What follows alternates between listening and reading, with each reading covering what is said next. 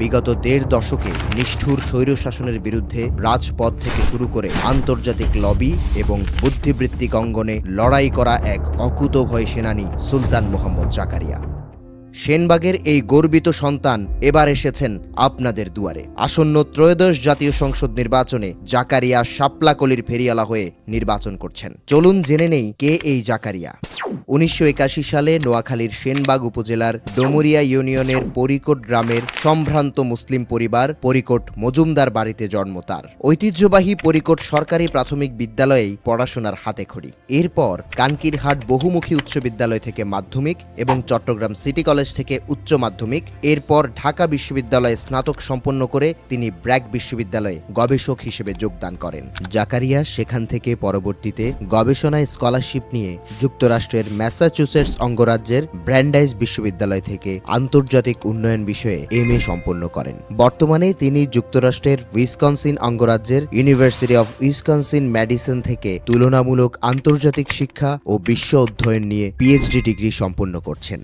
সুলতান মোহাম্মদ জাকারিয়া সুদীর্ঘ সময় ব্র্যাক বিশ্ববিদ্যালয়ের জ্যেষ্ঠ গবেষক হিসেবে গণতন্ত্র ও সুশাসন নিয়ে গবেষণা করেছেন ও পাশাপাশি ব্র্যাক বিশ্ববিদ্যালয়ে উন্নয়ন অধ্যয়ন বিভাগের সহকারী অধ্যাপক হিসেবে গণতান্ত্রিক সরকার পদ্ধতি ও টেকসই উন্নয়ন নিয়ে অধ্যাপনা করেছেন।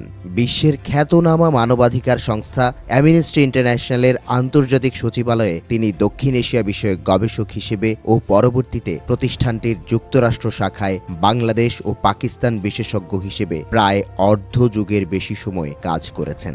এছাড়া জাকারিয়া যুক্তরাষ্ট্র প্রশাসনের সাথে ঘনিষ্ঠভাবে কাজ করা ওয়াশিংটন ভিত্তিক একাধিক থিঙ্ক ট্যাঙ্কের পরামর্শক হিসেবে কাজ করেন এবং ওয়াশিংটন ভিত্তিক খ্যাতনামা মানবাধিকার সংস্থা রবার্ট এফ কেনেডির ফেলো হিসেবেও কাজ করেছেন। নেদারল্যান্ডসের খ্যাতনামা ইউনিভার্সিটি অফ আমস্টারডামে সংযুক্ত গবেষক হিসেবে তিনি দক্ষিণ এশিয়া ও আফ্রিকার গণতন্ত্র ও নাগরিক সমাজ নিয়ে গবেষণা করেছেন।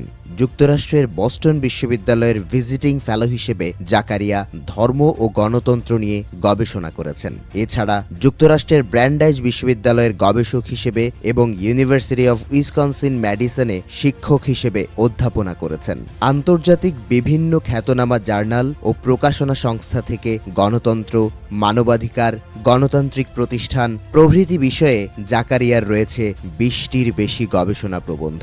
ব্র্যাক বিশ্ববিদ্যালয়ে তার নেতৃত্বে একটি গবেষণা দল বাংলাদেশে প্রথমবারের মতো গণতান্ত্রিক শাসন পদ্ধতি পরিমাপের একটি নতুন স্থানীয় সূচক উদ্ভাবন করেন। এছাড়া বাংলাদেশে গণতন্ত্র ও স্থানীয় পর্যায়ে দুর্নীতি ও লুটপাট তন্ত্র নিয়ে তিনি গবেষণালব্ধ একটি গ্রন্থ প্রকাশ করেন। সুলতান মোহাম্মদ জাকারিয়া সরকারের নীতি নির্ধারণী পর্যায়ে বিশ্বব্যাংক ও এশিয়া উন্নয়ন ব্যাংকের কারিগরি বিশেষজ্ঞ হিসেবে বাংলাদেশ সরকারের দুটি গুরুত্বপূর্ণ নীতি, জাতীয় সততা ও নৈতিকতা কৌশলপত্র পরবর্তীতে জাতীয় শুদ্ধাচার কৌশল হিসেবে গৃহীত এবং সরকারি ক্রয় প্রক্রিয়ায় উপকারভোগী হিসেবে নাগরিকদের সম্পৃক্ত করার কৌশলপত্র প্রণয়নে সহলেখক হিসেবে দায়িত্ব পালন করেন। শিক্ষা ও কর্মের প্রয়োজনে যুক্তরাষ্ট্র, শ্রীলঙ্কা ও নেদারল্যান্ডসে বসবাস এবং বিশ্বের ২০টিরও বেশি দেশ ভ্রমণ করেছেন তিনি। সুলতান মোহাম্মদ জাকারিয়া শেখ হাসিনার শাসন আমলে সংঘটিত মানবাধিকার লঙ্ঘনের বিরুদ্ধে